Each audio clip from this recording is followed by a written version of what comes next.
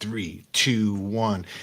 Special breaking news special edition. Breaking news special edition. It doesn't matter, everybody. Hold on before I bring him up here. I got to tell everybody a secret. Nobody knows what's going on except you, me, and us. That's it. All of us. This is very special. Breaking news.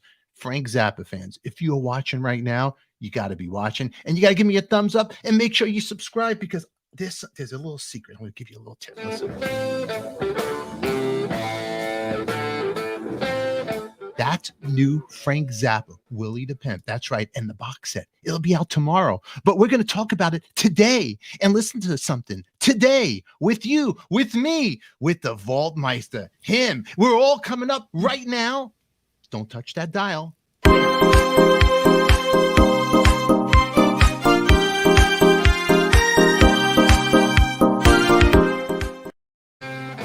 There we are, Joe Travers. Yes. You got some Willie the Pimp we're listening to, and you have special news. Everybody, it is the Vaultmeister who's in the house. How's it going, man? Oh, it's going good. It's good to see you here today. Yeah, thanks for having me. This was so last second that we did this. Yeah. I mean, we had no idea we were going to do this, but it's actually good timing because, tomorrow's a special day.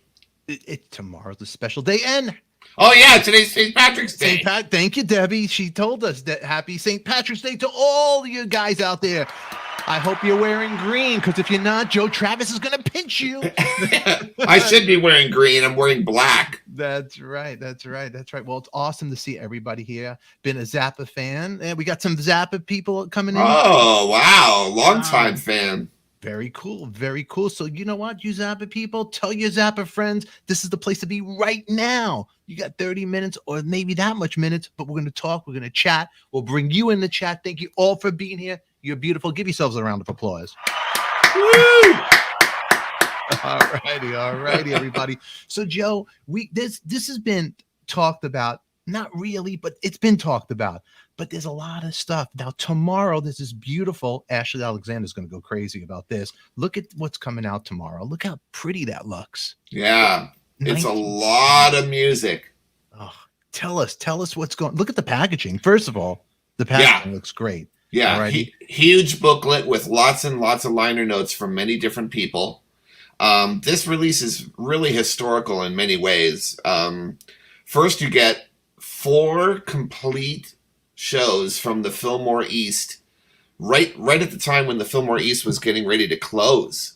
And, Frank made a record, a very iconic record from these master tapes. Hello, Ashley. But now, for the first time, we're actually remixed with the remaining masters that we have in the vault. We remixed all 4 shows from scratch, and you get to hear them complete, which is really amazing. And obviously, one of the things that was really special about these shows are the fact that John Lennon and Yoko Ono came out and sat in for the encore of the very last show. And there's a whole story about what happened to the master tapes from that, and also the aftermath of how Frank dealt with the situation of John releasing his version and not crediting Frank for his own songs, which is completely hilarious. Wow. I was always curious about that. Now, and if for the kids out there that do know, the John Lennon's Sometime in New York City album, that album cover, which is it's a heavy Lennon album. This, very political record. Yep. But Zappa is on that record. Yep. And these are the out. So what you got here in this box set is going to be the jams. Tell the story. Okay, so after the night was over with, Frank agreed to John that he would give John a copy of the multi-track tape so that he could do whatever he wanted with it. And immediately, almost immediately, John Lennon released his version of the encore on Sometime in New York City. Frank got a little upset because John claimed credit writing credit for a song that clearly was Frank's song. And so that, it ended up that Frank kind of didn't release his version of it until 1992 on a CD called Playground Psychotics, which was put together fairly late in Frank's life. But eventually Frank released his version. But here's what's interesting. In 1980 or 81 or something like that, Frank was one of the very first artists in the music industry to reacquire the rights to his master catalog. And all of his tapes were returned to him, hence the famous vault that was underneath his house, and where he stored all of these tapes. And lo and behold, the John Lennon Yoko Ono encore with the Mothers tape box was returned, and inside the tape box was not the tape. Wherever it was stored, somebody had swapped the tape and stole the master tape, the 16-track master. So Frank never got the 16-track master back from storage. And so I was like, well, then what the hell? Like, how did he use, what did he use when he released Playground Psychotics in 1992? So I come to find out, doing all my research, that he used a mix that he made 50 years ago or so, 1971, when he had the 16-track tape. He mixed it in the studio, and that mix is what he used on the Playground Psychotic CD. Now, I know Frank, and Frank would have definitely remixed it with newer technology, just like he did with all of his records. But unfortunately, he didn't have that luxury because he didn't have the tape. So, long story short, when Amit and I and our team knew that we were going to be releasing this box set, I said, you have to reach out to the Lennon estate and you have to ask them to give us a copy of what Frank gave them 50 years ago so that we could have it back in our vault, and also so that we could, have the luxury of remixing this unedited for this box set, so to keep the shows complete.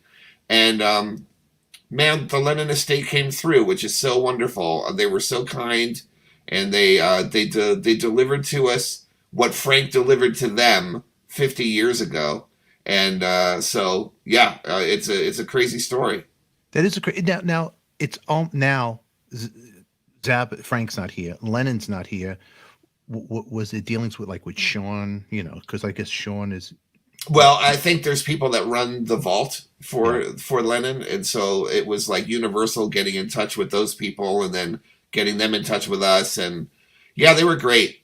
They were really great, and I was so glad. I mean, it took a really long time. I'm not going to lie. It took, I think, a year or maybe a year and a half in order to penetrate that wall over there and get through and make it happen. But thankfully, it all happened in time. And we were able to, do that for this box set. So it was really, really something else. That's pretty cool. And everybody that is watching right now, links are in our description. If you want to order the box, pre-order it. You can pre-order that. But there's some tracks actually on it that you could go on Spotify. And I'll try to give you 4 seconds without getting the YouTube strikes. Let me ask you, there's a song called King Kong. There was a song King Kong on the Lennon album sometime. It wasn't called King Kong, but that was Frank's title. And I think they changed the name of the song to Jam Rag. Jam Rag. That's right. Right. Yeah. And that's what pissed Frank off, because clearly it's a written structure. And for John to just claim writing credit for that was kind of like, what? Really? So he kind of just switched one word to get. All right, let's. Yeah, I don't know, man. He just came up with his own thing. I mean, clearly John wasn't familiar with the song King Kong, so he just, Yeah. That is pretty funny. So on the box set now, what you're gonna hear, this parts what's the session with Lennon? What do you got on that?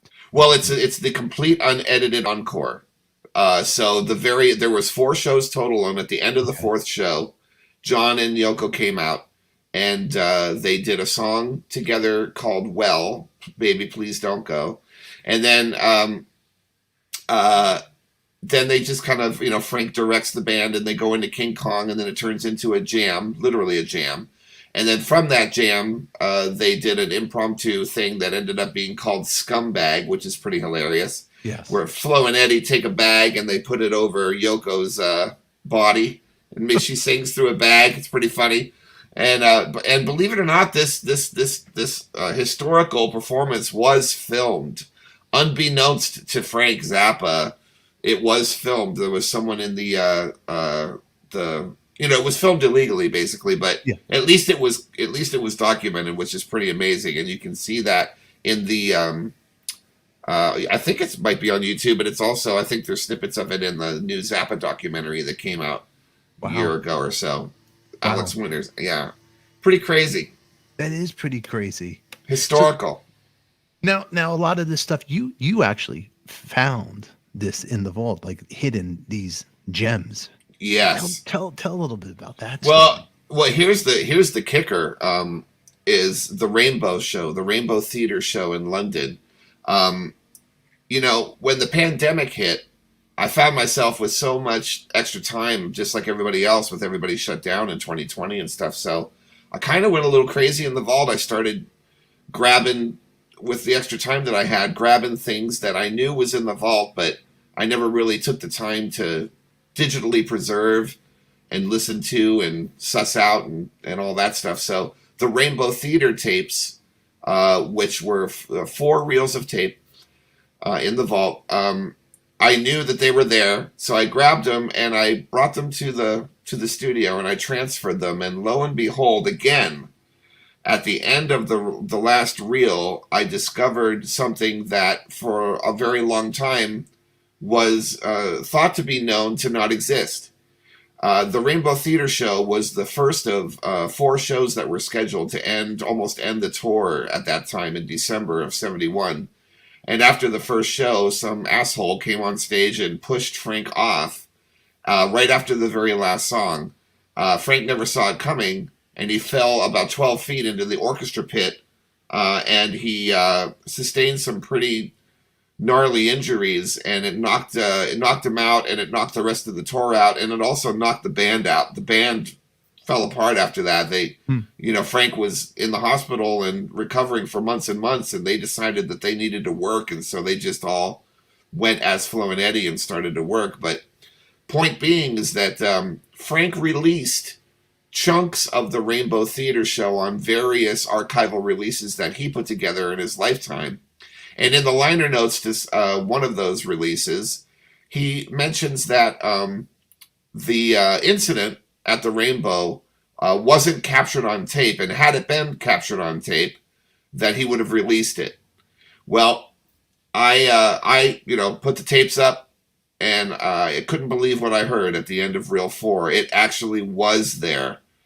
And I was just like, oh my God, that has to be it. That has to be it. You hear the microphone fall, and you hear the guitar cable get unplugged from the amplifier. I mean, he just goes down. Wow. And then the crowd just goes dead silent, and you can hear Ainsley Dunbar sitting on the drums, who almost everybody in the band had gotten off stage by that point, but I'm sure Ainsley was, gathering his sticks and, whatever, and he looked up, and all of a sudden Frank wasn't there. And you can hear him say, if you listen really close, you can hear him say, well, what happened there then? It happened so quick, nobody knew what happened. And so, yeah, I couldn't believe that it actually was there. And so for the first time ever, you can get to hear that with the complete Rainbow Show, who, by the way, was mixed by Eddie Kramer, which is the first time, the legendary Eddie Kramer has done anything mixing wise for the Zappa Trust. So for this box that he... That's right. He mixed the Rainbow Theatre Show. Wow. So that's included in this box as well. So there's just so much going on with this new release. It's pretty wild. So that's pretty cool. So you were just listening to the track, and all of a sudden you hear hear but more, Yeah, like imagine it was like 11:30 at night, and I'm watching. I mean, the tapes are on the machine, and I'm just sitting there, listening as it's being transferred, and then all of a sudden I was just like, "Holy shit, that had to be it!" Like that, like I wasn't expecting it to be there.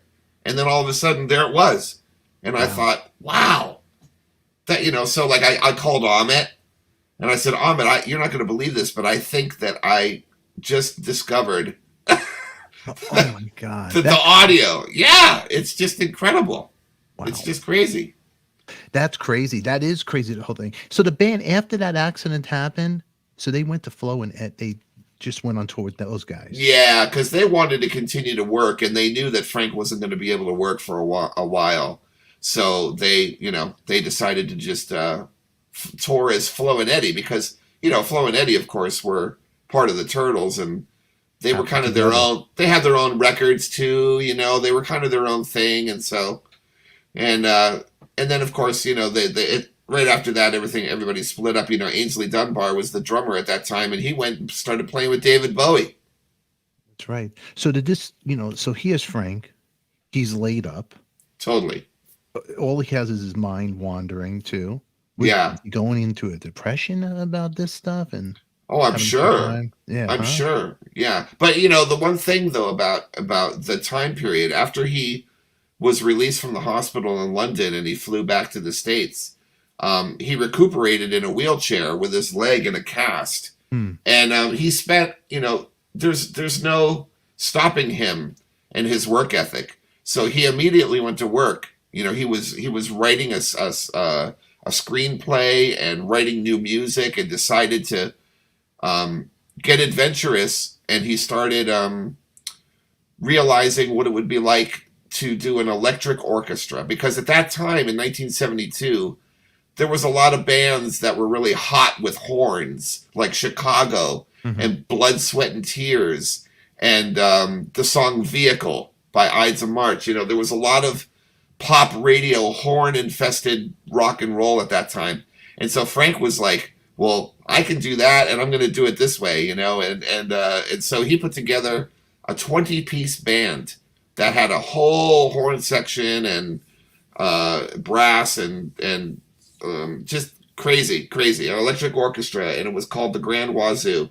And so he followed up with 3 records in 1972 while he was laid up. Wow, it's just incredible. So he was just a workhorse, the guy would just constant. Hang out in his studio and just go. Constant. Get lost. Yeah. Wow. Yeah. It's pretty incredible. He was. I can't. It's amazing to think how much output he was responsible for in his lifetime. Yeah. We're getting questions here, and put your questions in the chat because I'll bring them up here for Joe. So when here's, what, right here. Let's see. Look at that. Do you find the tapes in the vault that are becoming fragile? Yeah. It depends. It depends on the tape formulation. The good news is that most of the stuff from the 60s and the early 70s all play fine. But once you start getting into about 1976 and then on, you have to be really careful, because you could damage the tapes forever. So you have to know what kind of formulation it is. And then you also have to know that there is a treatment that you can give the tapes, a heat treatment that will allow you to play the tapes without damaging them, and it's called baking them, basically. And so I'm responsible for baking the tapes that need to be baked, and then getting the data off of that tape and digitizing it as WAV files so that we can preserve it, because otherwise it's just sitting on a shelf dead. So Joe, if you didn't have this time off with this heebie-jeebie world we're in these last couple of years, you might have not maybe have had the time to find the tapes in a way. That's right. And you have to know that I always have anniversaries in mind. Like I know that we're coming up on 1973 and 1974, the 50th anniversary of those years. So I start to think in my mind about, well, what can we do to celebrate the records of those times? And 1973 and 1974 was a very, very pivotal and popular time period for Frank.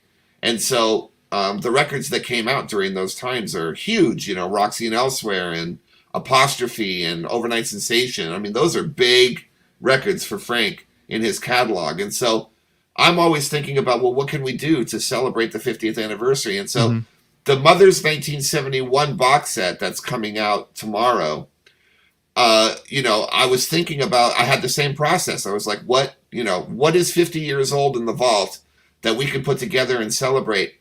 And so these are the things that we came up with. Wow. Wow. I mean, pretty cool that you're responsible and you come up with these ideas. Now, when you found it, it was not even labeled, nothing like, jam. Well, yeah, the recording engineers that record it, sometimes they don't know the names of the songs, because there's a lot of times when, Frank was when Frank was playing live, in real time. Like if you went to see him in 1971, you got to see a lot of compositions that weren't on albums. And so a lot of the recording engineers they just didn't really know, unless they were like Frank's house engineer. Then, they would get to know it after a while. But most of the time, I would say 70% of the time, the tape boxes don't have any labels on them at all. It just says the city and the date. And it's up to me to identify the songs when I'm transferring it.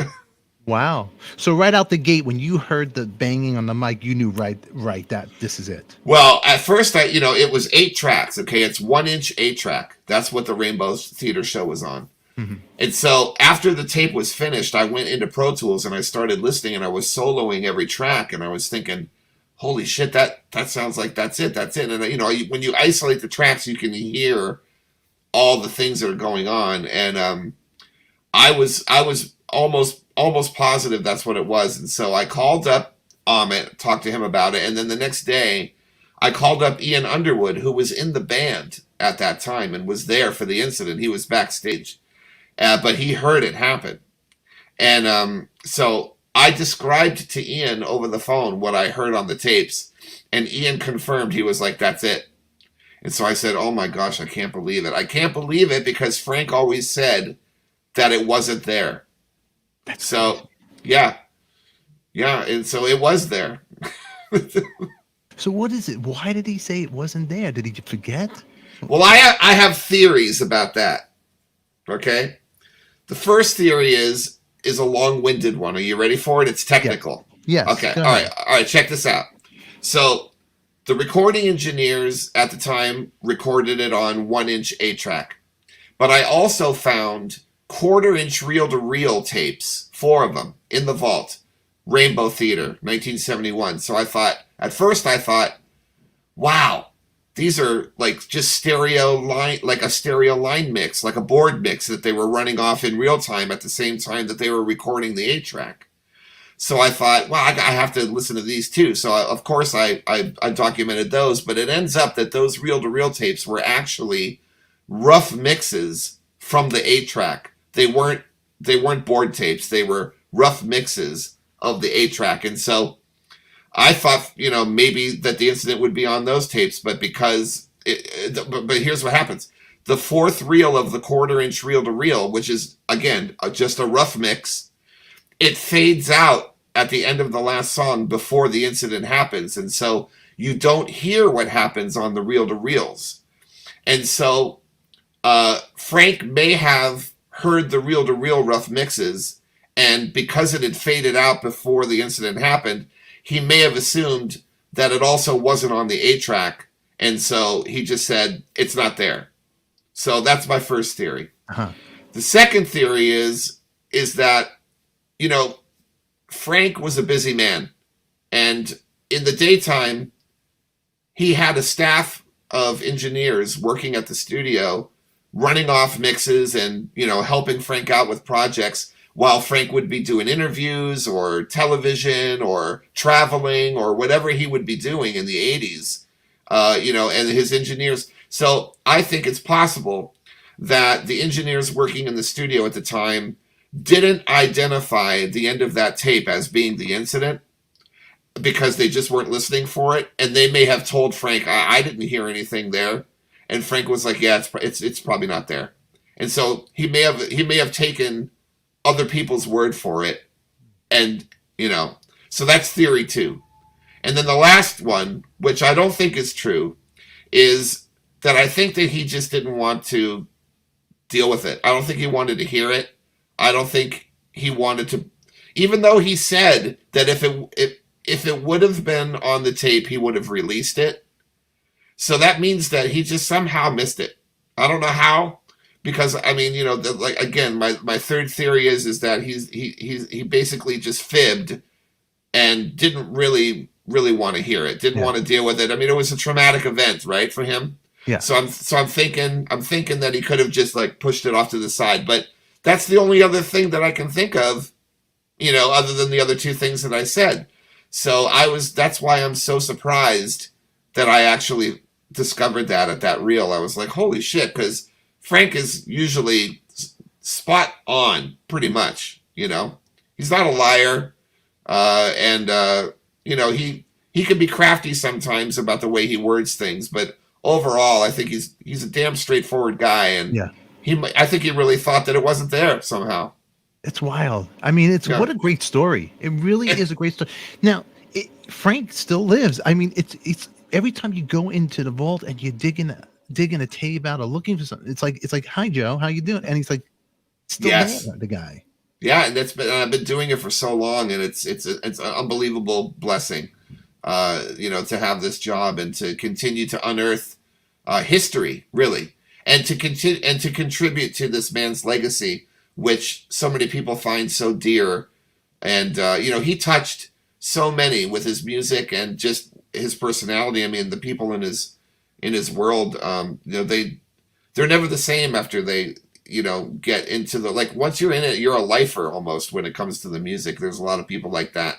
There's not a lot of casual fans out there. There's a lot of hardcores. And I think that these box sets are real revelations and literally gifts to the fans who have been around for so long, that has always known that these things existed in the vault. And they also always knew that in Frank's lifetime, when he was alive, that he wouldn't do things like this. He wouldn't release full shows because he was such a perfectionist. He didn't want the warts and all attitude to constantly be a part of his output. You know, he was always thinking forward, and it wasn't until really, I think, near the end of his, you know, his years, like maybe the last 3 or 4 years, where he started doing his own, you know, versions of archival releases, concert releases. And even so, they're not complete. He would edit them a lot. Mm-hmm. And so the fact that we're doing all this stuff complete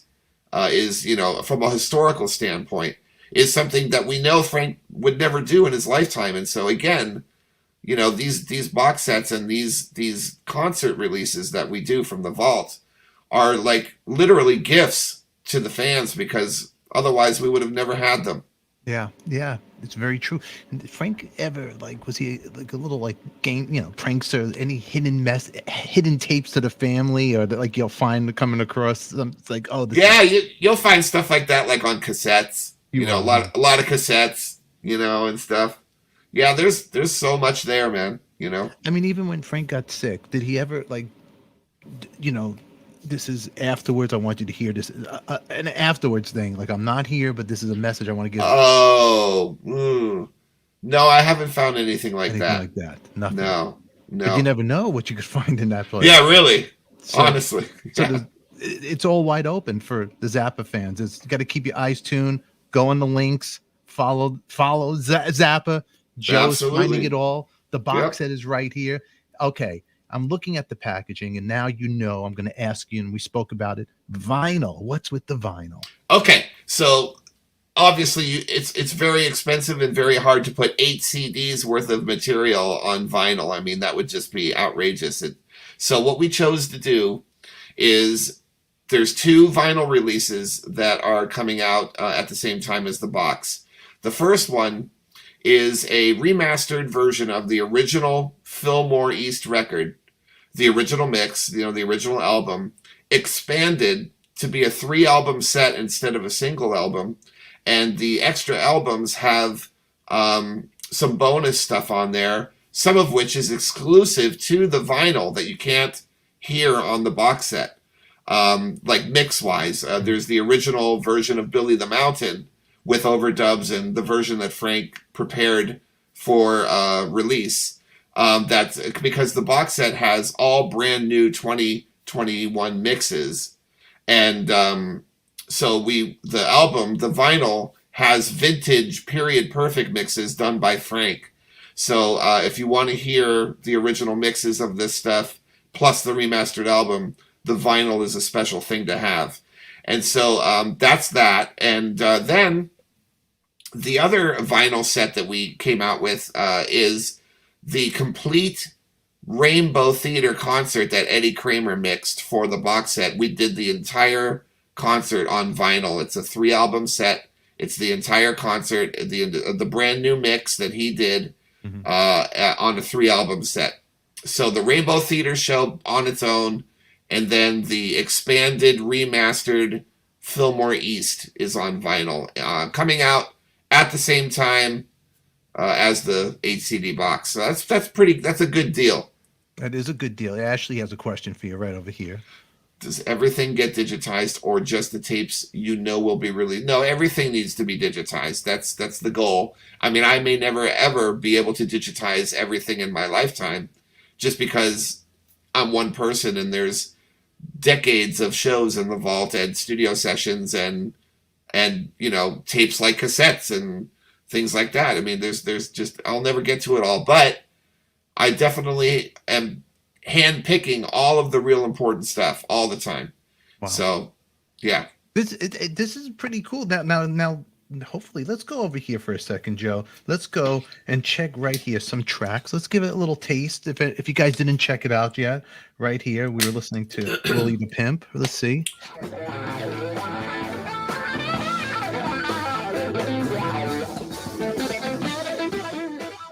Yeah. We also have Home. And I can really relate to you guys out there, because just like you, I've worked my way up. Absolutely. That was put together in Frank's rehearsal studio, and the band was all together except for Ainsley. He wasn't there, but they were all together around the piano, and Frank had a UHER, it's a UHER tape recorder. And they recorded that to send to Warner Brothers to use to promote the record, which is hilarious. Really? It's pretty funny. Yeah, you have to hear the whole thing. You'll get the joke, but it's great. So yeah, that was just sent to them just to promote. That is funny. Huh? Yeah, and I found it in the vault, so it's pretty perfect. So it's like it was basically a joke thing, just a goof. Totally. That's great, but it sounds great. Oh, it's fantastic. The Flo and Eddie, Mark Volman and Howard Kalin, absolutely hysterical. They're so funny. Really? They're so witty and so quick and so funny. And Frank is very funny and very witty too. So they match wits when it comes to the quickness and the funny. And so when you hear these things, you just think, God, they were just so great. Yeah. Flo and Eddie were fantastic. They were so great. And even though their time with Frank Zappa was, short-lived, it only lasted a couple years, barely. But what they did was pretty amazing. Yeah. And this box set will prove that, Yeah. So for the Flo and Eddie fans out there too, they're getting a double, Zappa and the Flo and Eddie. Yeah. And then you get Cruising for Burgers, which Live at the Rainbow. This is the new Eddie Kramer mix.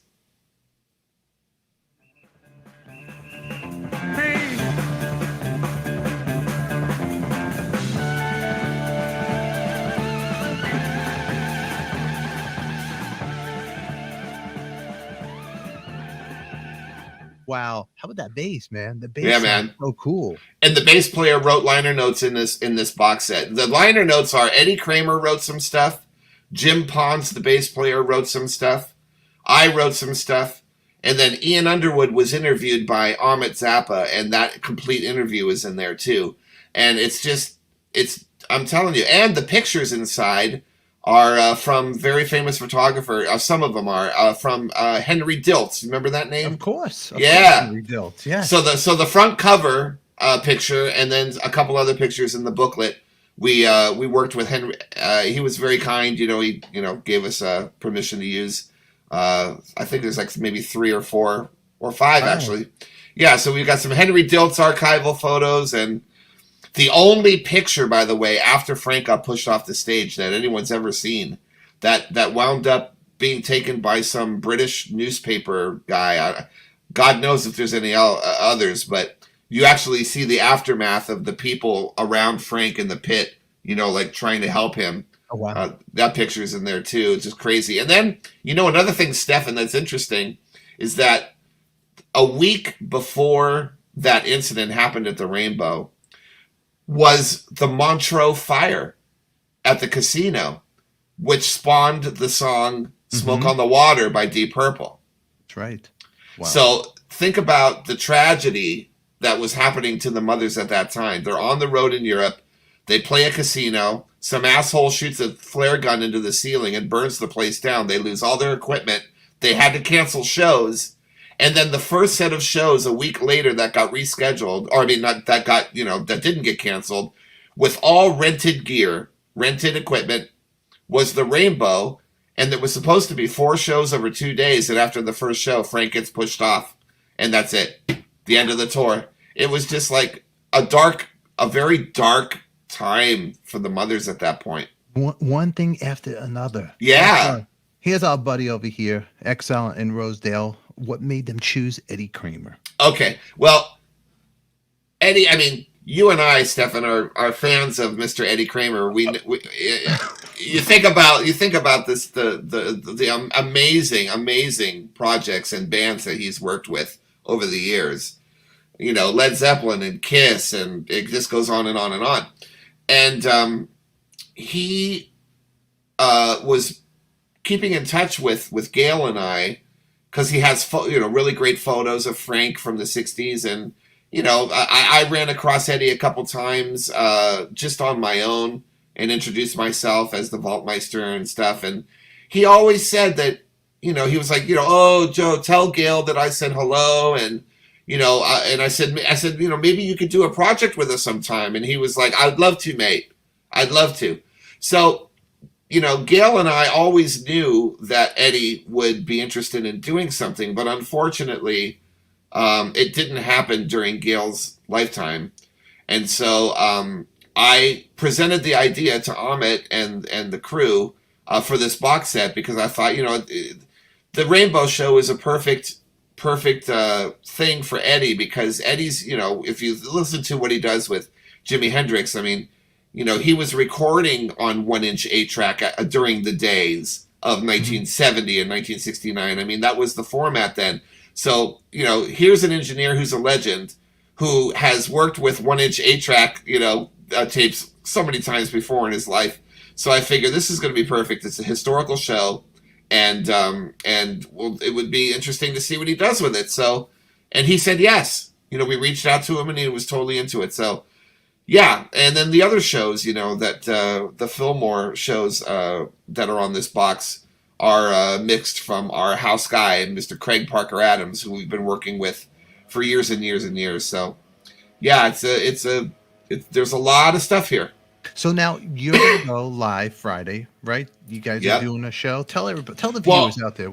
Well, the release is going to be live on Friday, but we're also releasing a podcast, the Zappa Cast, that'll give more in-depth interviews about the behind the scenes on the making of the record and stuff like that, which is pretty normal. The Zappa Cast has been going strong now for years, and it's official, and so that's going to be happening and getting launched.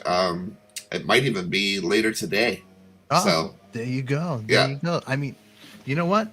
Joe Travers, breaking news right here on Artist on Record, ADIKA Live. That's the right. Vaultmeister is here.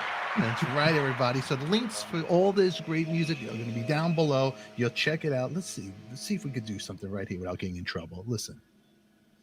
But down from the garment, how's it? Yeah, oh, fantastic. How's Phyllis? He's pretending to be on the phone with agents. Is he really? Yeah, he's pretending. Yeah, how's the record doing down there in South America? Yeah, this is Eddie calling for Frankie. No, not that Frankie. No, not happy. Oh, that's great.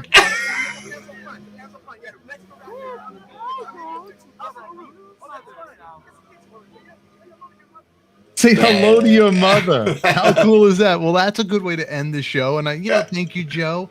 Debbie says, vote Joe. Ashley Alexander says, thank you guys for being here in the chat. And for you guys that missed the chat, you could still join the chat. The comments down below. Keep it going. Keep talking. We'll be looking. We'll answer you back. I'll even have Joe answer you back.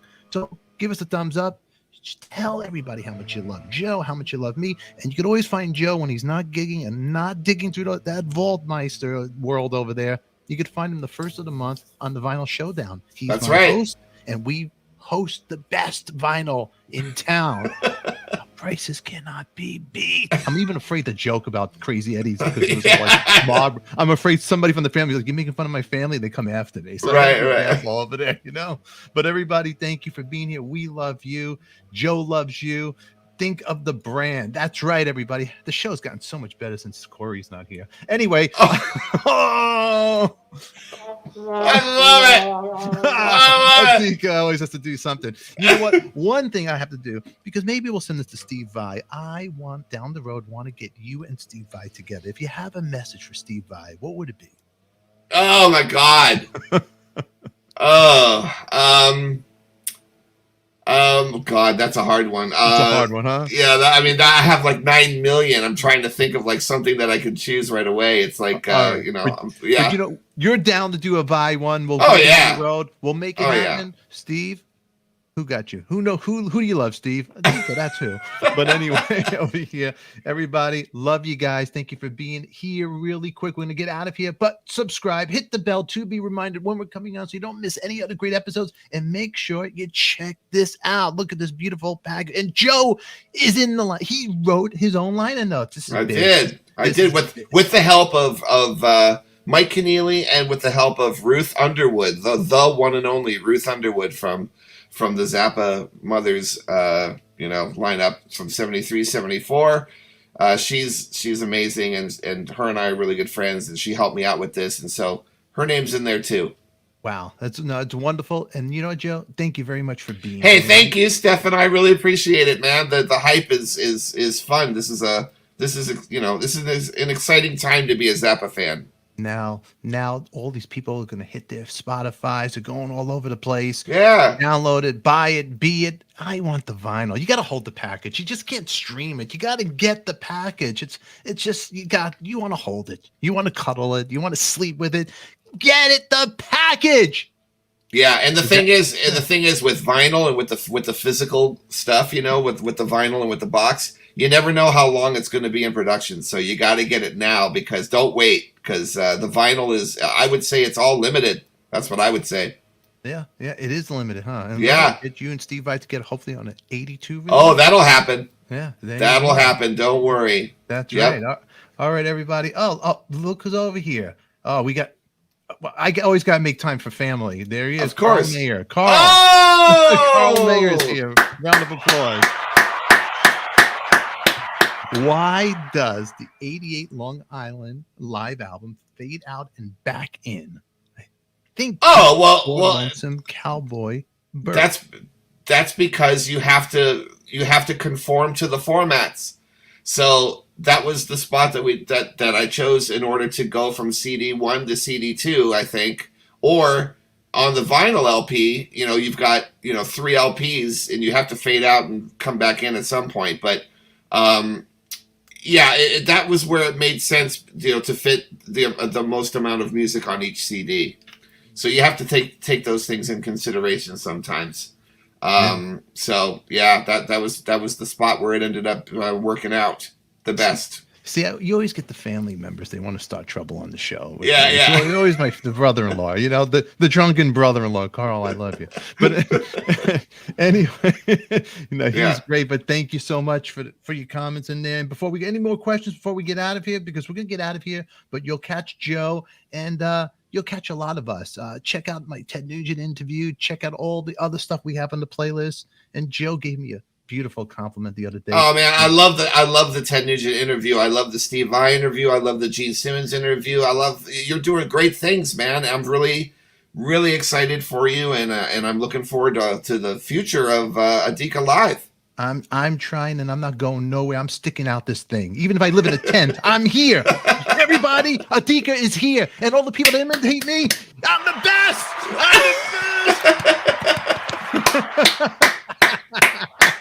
Oh my God! I just hurt my chest. Yeah, right. But anyway, you know who I got off the phone with earlier? Beautiful guy, Vinny Ponzia. And I hope I didn't say his name wrong, but he's going to be coming on the show. If you don't know who Vinny is, he wrote a great song, You Make Me Feel Like Dancing, the famous Leo say it, but he also produced two of my favorite Kiss records. And some people say, you know what? I love Dynasty. And he co-wrote I Was Made for Loving You. I love Dynasty. And Unmasked. I mean, I love Unmasked. I mean, you know, those are great sounding records. Yeah. And I love, you know, a lot of the songs on those records. I mean, I can understand how there wouldn't be as much of an edge on those records as people were used to with the stuff that Eddie Kramer did and you know, whatever. But I mean, there's some great songs. All the stuff that Gene and Ace writes, I mean, it's a guaranteed for me. Yeah. It's just great.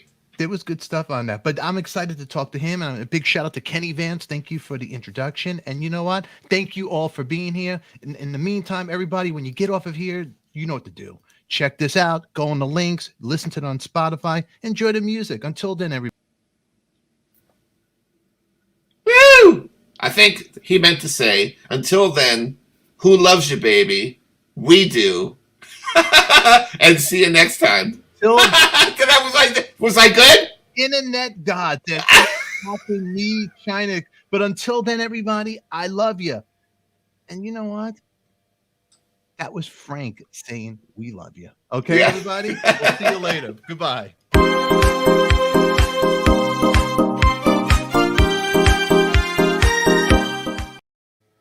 Oh, God, thank God that's over. Thank God it's over. But I covered you. I covered you good, man.